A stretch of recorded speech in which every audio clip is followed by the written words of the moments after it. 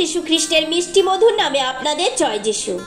Everyday blessing এ সকলকে স্বাগত জানাই। প্রিয় বন্ধুগণ, যদি আপনার ঘরে প্রভু যিশু আসেন, আপনি কি করবেন? আপনি কি তার জন্য ভালো ভালো খাবার তৈরি করতে ব্যস্ত হবেন, নাকি তার চরণতলে বসে তার বাক্য শুনবেন? আজ আমি আপনাদের কাছে এই রকম একটি কাহিনী শোনাবো, যে কাহিনী দুই বোনের, মার্থা ও মরিয়মের। কিন্তু তাদের দুই বোনের শ্রদ্ধা ও ভক্তি ছিল আলাদা আলাদা। একজন প্রভু যিশুর জন্য সেবা ও পরিচর্যাকে বেছে নিয়েছিল, আর একজনের ছিল প্রভু যিশুর প্রতি ভক্তি। কিন্তু এই কাহিনীতে আজ আমরা কিছু বিষয়ে শিক্ষা লাভ করব। এই কাহিনীটি লুক লিখিত সুসমাচার 10 অধ্যায় 38 থেকে 42 পদে লেখা আছে। আসুন কাহিনীটি শুনি। এটা সেই সময়ের ঘটনা যখন প্রভু যিশু গ্রামে গ্রামে গিয়ে সুসমাচার প্রচার করছিলেন। বৈথনিয়া গ্রামে একটি পরিবার ছিল। সেই পরিবারে মার্থা, মরিয়ম এবং তাদের ভাই লাসার থাকত। প্রভু যিশু যখন সেই গ্রামে গিয়েছিলেন, তখন মার্থা নামে একটি স্ত্রীলোক তার গৃহে প্রভু যিশুকে নিমন্ত্রণ জানিয়েছিল, এবং প্রভু যিশু তার নিমন্ত্রণ গ্রহণ করে তার গৃহে গেলেন। আর মরিয়ম নামে মার্থার একটি বোন ছিল, যে প্রভুর চরণতলে বসে তার বাক্য শুনছিল। আর মার্থা পরিচর্যা করতে ব্যস্ত ছিল, এবং পরিচর্যা করতে করতে সে যখন দেখলো যে সে একাই কাজ করছে, তখন সে প্রভু যিশুর কাছে গিয়ে বলল, প্রভু, আপনি কি দেখেন না, আমার বোন সমস্ত কাজ একা আমার উপর ফেলে দিয়েছে। আপনি ওকে বলুন ও যেন আমাকে সাহায্য করে। তখন প্রভু তাকে উত্তর দিলেন, মার্থা, মার্থা, তুমি অনেক বিষয়ে চিন্তিত ও ব্যস্ত, কিন্তু একটাই দরকারি বা গুরুত্বপূর্ণ বিষয় আছে, যেটা মরিয়ম বেছে নিয়েছে। ওটা তার কাছ থেকে নেওয়া যাবে না। প্রিয় বন্ধুগণ, এই হলো মার্থা এবং মরিয়মের কাহিনী। আজ এই কাহিনী থেকে কিছু বিষয়ে শিক্ষা লাভ করব, এবং নিজেদের আরেকবার পরীক্ষা করে দেখব আমরা কার মতো, মার্থা না মরিয়মের মতো। সর্বপ্রথম এই কাহিনীতে আমরা দেখি যে প্রভু যিশু যখন সেই গ্রামে, যেখানে মার্থা ও মরিয়ম থাকতো, সেখানে সুসমাচারের পরিচর্যা করতে এলেন। মার্থা প্রভু যিশু ও তার শিষ্যদের তার গৃহে নিমন্ত্রণ জানিয়েছিল। প্রিয় বন্ধুগণ, অনেকে মনে করে প্রভু যিশুকে ঘরে নিমন্ত্রণ করা সামান্য বিষয়। এটা এমন কি বড় বিষয়?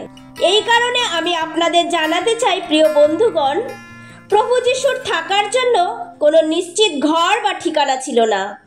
সুসমাচারের পরিচর্যার জন্য এক নগর থেকে অন্য নগরে, অর্থাৎ এক গ্রাম থেকে অন্য গ্রামে যেতে হতো। প্রভু যিশু অনেক সময় জঙ্গলেও রাত কাটিয়েছেন, আর দিনে প্রচার করেছেন। এই কারণে প্রভু যিশু বলেছেন, শৃগালদের গর্ত আছে, আকাশের পক্ষীদের বাসা আছে, কিন্তু মনুষ্যপুত্রের মাথা রাখিবার স্থান নাই। এই কারণে প্রভু যিশুকে কেউ নিমন্ত্রণ করলে প্রভু যিশু তার নিমন্ত্রণ গ্রহণ করতেন এবং তার ঘরে ভোজন করতেন। প্রিয় বন্ধুগণ, সেই গ্রামে আরো অনেক পরিবার ছিল যারা প্রভু যিশুকে জানতো, কিন্তু সেই গ্রামে মার্থা এমন একজন স্ত্রী ছিল যে তার ঘর প্রভুর জন্য খুলে দিয়েছিল। মার্থা জানতো প্রভু যিশুকে নিমন্ত্রণ করলে প্রভু যিশু একা আসবেন না, তার সাথে তার শিষ্যরা আসবেন, কারণ তার শিষ্যরা সবসময় প্রভু যিশুর সাথে থাকতেন। মার্থা প্রভু যিশু এবং তার শিষ্যদের জন্য, তাদের পরিচর্যার জন্য, তাদের সেবার জন্য তার ঘর এবং তার হৃদয় খুলে দিয়েছিল। সে শুধু প্রভুর সেবা করতে চায়নি, তার সাথে প্রভুর শিষ্যদের প্রতিও তার খেয়াল ছিল। প্রিয় বন্ধুগণ, আজ এই ধরনের চিন্তাধারা লোকদের মনে খুব কম দেখা যায়, যে প্রভুর লোকদের ঘরে নিমন্ত্রণ জানাবো, তাদের সেবা করব। তারা প্রভুর লোকদের ঘরে ডাকতে চায় না, তারা প্রভুর লোকদের সেবা করতে জানে না, প্রভুর লোকদের সম্মান করতে জানে না। তারা আবার নিজেদের বিশ্বাসী বলে, তারা বলে প্রভুকে ভালোবাসি, কিন্তু প্রভুর লোকেরা যখন তাদের বাড়িতে যায়, তারা এক কাপ চা দেওয়া তো দূরের কথা, এক গ্লাস জলও দেয় না। প্রিয় বন্ধুগণ, আমরা যেন এরকম না করি। বাইবেল আমাদের শেখায় অতিথি সেবা করতে। আমাদের ঘরে যদি অতিথি আসে বা পাস্টার আসে বা প্রভুর সন্তানরা আসে, তাদের সম্মান করা উচিত, তাদের যত্ন করা দরকার, তাদের সেবা করতে আমরা যেন ভুলে না যাই। প্রভু আমাদের শেখান না যে যদি কেউ আমাদের বাড়িতে আসে আমরা তার অনাদর করি। মার্থার মধ্যে হয়তো কিছু বিষয়ে কমই ছিল, কিন্তু তার মধ্যে একটা ভালো বিষয় ছিল যে যারা তার ঘরে এসেছিল তাদের সে মন থেকে গ্রহণ করেছিল। সে চেয়েছিল তাদের যত্নে যেন কোনো ত্রুটি না থাকে। প্রিয় বন্ধুগণ, অতিথি সেবা করতে সবাই পারে না। সেবা করার জন্য একটা উদার মন থাকা দরকার। সেবা ছাড়া আতিথেয়তা করা যায় না। সেই জন্য যখন আপনার ঘরে প্রভুর দাস বা প্রভুর সন্তানরা আসে তাকে গুরুত্ব দিন, মন থেকে তার সেবা করুন, তাকে সময় দিন। এমন অনেক পরিবার আছে যখন পাস্টার তার ঘরে যায় সে নিজেকে নিয়ে ব্যস্ত থাকে, সে টিভি দেখে, মোবাইল দেখতে ব্যস্ত। এবং এমন অনেকে আছে যারা অর্থবান, পাস্টারকে দশমাংশ দেয়। তারা পাস্টারদের প্রভুর সেবক বলে মনে করে না। তারা মনে করে আমরা অর্থ দিয়ে পাস্টার এবং তার পরিবারকে চালাচ্ছি, তাই তারা মনে করে আমরা পাস্টারকে যা বলবো পাস্টার তাই করবে। অর্থাৎ তারা পাস্টারকে নিজেদের সেবক বলে মনে করে। প্রিয় বন্ধুগণ, এই ধরনের চিন্তাধারা রাখা উচিত নয়। এই কারণে বলছি, প্রভুর দাসদের সম্মান করুন। তারা যদি আপনার ঘরে আসে তাদের গুরুত্ব দিন। আপনার নিজের কাজ ছেড়ে তাকে সময় দিন, কারণ তিনি আপনার ঘরে তার ব্যক্তিগত লাভের জন্য আসে না। তিনি আপনার এবং আপনার পরিবারের জন্য প্রার্থনা করতে আসেন। প্রিয় বন্ধুগণ, আমরা যখন মথি 10 অধ্যায় 42 পদে পড়ি, সেখানে প্রভু যীশু স্পষ্টভাবে বলেছেন, আর যে কেহ এই ক্ষুদ্রগণের মধ্যে কোনো একজনকে শিষ্য বলিয়া কেবল এক বাটি শীতল জল পান করিতে দেয়, আমি তোমাদিগকে সত্য বলিতেছি, সে কোনো মতে আপন পুরস্কারে বঞ্চিত হইবে না। এবং আরেক জায়গায় লেখা আছে যে আমার লোকদের গ্রহণ করে সে আমাকেই গ্রহণ করে, আর যে আমাকে গ্রহণ করে আমাকে যে পাঠিয়েছে তাকে গ্রহণ করে। তাই প্রিয় বন্ধুগণ, আপনার ঘরে যে কোনো অতিথি আসুক না কেন, সে পাস্টার হোক বা প্রভুর লোক হোক, তাদের মন খুলে সেবা করুন। এটা মনে রাখবেন, তার প্রতিফল ঈশ্বর আপনাকে অবশ্যই দেবেন। এরপর আমরা দেখতে পাই যে মার্থা যখন দেখলো যে সে একাই পরিচর্যা করছে, তখন সে প্রভুর কাছে গিয়ে বলল, প্রভু, আপনি কি দেখেন না আমার বোন সমস্ত কাজের ভার একা আমার উপর ফেলে দিয়েছে? আপনি ওকে বলুন ও যেন আমাকে সাহায্য করে। প্রিয় বন্ধুগণ, মার্থা ভালোই একা একা কাজ করছিল, প্রভুর পরিচর্যা করছিল। এটা কি ভুল? না, এটা ভুল নয়। কারণ মার্থা চাইছিল দুপুরবেলা হোক বা রাত্রিবেলা প্রভু যিশুকে এবং তার শিষ্যদের খাবার দিতে হবে। এই কারণে মার্থা প্রভু যিশুর সেবার জন্য ভিতরে খাবার তৈরি করছিল।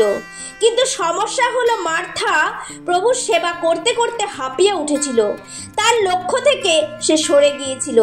আর যখন সে তার লক্ষ্য থেকে সরে গেল, তখনই তার ধ্যান অন্যদিকে চলে গেল। প্রিয় বন্ধুগণ, আজ আমরা অনেকেই প্রভু যিশুকে বিশ্বাস করেছি, তাকে অনুসরণ করছি। আমরা হয়তো বিভিন্নভাবে প্রভুর সেবা করছি, হয়তো আমাদের পরিচর্যা আলাদা আলাদা। কিন্তু প্রিয় বন্ধুগণ, আমরা বিশ্বাসী জীবনে চলতে গিয়ে, তার সেবা বা পরিচর্যা করতে গিয়ে আমাদের ধ্যান বা আমাদের লক্ষ্য কি প্রভুর দিক থেকে সরে গেছে? হতে পারে আপনি যখন প্রভু যিশুকে বিশ্বাস করেছিলেন, সেই সময় আপনি বিশ্বাসে অনেক মজবুত ছিলেন, কিন্তু বিশ্বাসী জীবনে চলতে চলতে এমন কিছু আপনার জীবনে ঘটেছে যার জন্য আপনার ধ্যান বা আপনার লক্ষ্য প্রভুর থেকে সরে গেছে। যেমন মার্থা প্রভুর সেবা করতে করতে তার লক্ষ্য থেকে সরে গেছিল। মার্থা কেন তার লক্ষ্য থেকে সরে গেছিল প্রিয় বন্ধুগণ, আপনি জানেন? কারণ হয়তো মার্থা যখন দেখলো এত অনেক কাজ আমি একলা কি করে করব, আমাকে সাহায্য করার কেউ নেই, আমার বোন আমাকে ছেড়ে দিয়ে প্রভুর কাছে বসে তার কথা শুনছে, এই সকল চিন্তা ভাবনা যখন তার মধ্যে এলো, তখনই মার্থা তার লক্ষ্য থেকে সরে গেল। আমরা যখন পিতরের জীবনে দেখি, প্রভু যিশুকে পিতর জলের উপর দিয়ে হাঁটতে দেখে পিতরের ইচ্ছা হয়েছিল জলের উপর দিয়ে হাঁটবে। তাই প্রভুকে বলল, প্রভু, আমাকে জলের উপর দিয়ে আপনার কাছে যেতে আজ্ঞা করুন। প্রভু বললেন, এসো। তারপর পিতর যখন জলের উপর দিয়ে হেঁটে যিশুর কাছে যাচ্ছিল, আর তখন বাতাস দেখে পিতর ভয় পেয়ে গেল আর ডুবে যেতে লাগলো। এখানে পিতর তার লক্ষ্য থেকে সরে গিয়েছিল। পিতরের লক্ষ্য যদি প্রভুর প্রতি থাকতো তবে সে ঠিকই যেতে পারত, কিন্তু পিতরের লক্ষ্য বা ধ্যান গেছিল বাতাসের দিকে, যার কারণে সে ডুবে যেতে লাগলো। প্রিয় বন্ধুগণ, আমাদের জীবনেও এটা শেখার প্রয়োজন আছে। আমাদের জীবনে যাই পরিস্থিতি আসুক না কেন, আমাদের দৃষ্টি বা লক্ষ্য যেন প্রভুর দিকে থাকে। আমরা যেন মনে না করি আমাদের কোনো যোগ্যতা নেই, আমাদের সাহায্যকারী কেউ নেই, আমরা একা। যখন আমরা আমাদের লক্ষ্য প্রভুর দিক থেকে সরিয়ে এসব দিকে দেব, তখন আমরাও ডুবতে শুরু করব। যেমন মার্থা তার লক্ষ্য থেকে সরে গিয়ে ভুল করেছিল। যতক্ষণ তার লক্ষ্য ছিল প্রভু সেবা করবে, ততক্ষণ তার মনে হয়নি সে একা কিভাবে এত কাজ করবে। যখনই তার দৃষ্টি বা তার লক্ষ্য অন্যদিকে দিল, তখনই তার মনে হলো সে একা একা এত কাজ কি করে করবে। প্রিয় বন্ধুগণ, আজ আসুন নিজেকে যাচাই করুন, আপনার ধ্যান বা আপনার লক্ষ্য প্রভুর উপরে আছে কিনা। এবং শেষে দেখি যে মার্থা যখন প্রভু যিশুকে বলল, প্রভু আমার বোনকে বলুন সে যেন আমাকে সাহায্য করে, তখন প্রভু বললেন যে মার্থা মার্থা, তুমি অনেক বিষয়ে চিন্তিত ও ব্যস্ত, কিন্তু একটাই দরকারি বিষয় আছে যা মরিয়ম বেছে নিয়েছে, এটা তার কাছ থেকে নেওয়া যাবে না। প্রিয় বন্ধুগণ, প্রভু যিশু মার্থাকে সেবার জন্য বকেনি, কাজের প্রতি তার চিন্তা ব্যাকুলতার জন্য প্রভু বলেছিলেন, মার্থা মার্থা, তুমি অনেক বেশি বিষয়ে চিন্তিত। মার্থা তার সেবার জন্য ভুলেই গিয়েছিল তার ঘরে ঈশ্বরের বাক্য প্রচার হচ্ছে। প্রিয় বন্ধুগণ, প্রভু যিশু এখানে খাবার দাবারের চেয়ে ঈশ্বরের বাক্যকে অধিক গুরুত্ব দিয়েছেন। আজ এই একই ভুল আমরাও করে থাকি।